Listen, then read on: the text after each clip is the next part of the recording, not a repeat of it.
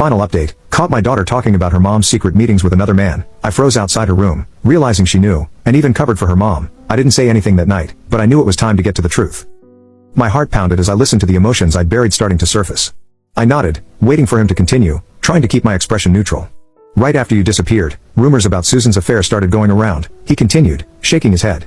At first, people were sympathetic, thinking she'd been blindsided by your departure, but then the truth started leaking out, and everything changed. I raised an eyebrow, my interest piqued. What do you mean? Dan sighed, glancing around the cafe before continuing. Well, it turns out Susan wasn't as discreet as she thought. People began piecing things together, the fancy dinners, her outings, and the fact that she never seemed to be concerned about where you'd gone. People started talking, and eventually it came out that she'd been having an affair for a while. I felt a grim sense of satisfaction hearing this. It was one thing for me to know the truth, but knowing that she'd been exposed, that her reputation had taken a hit, was a different feeling altogether.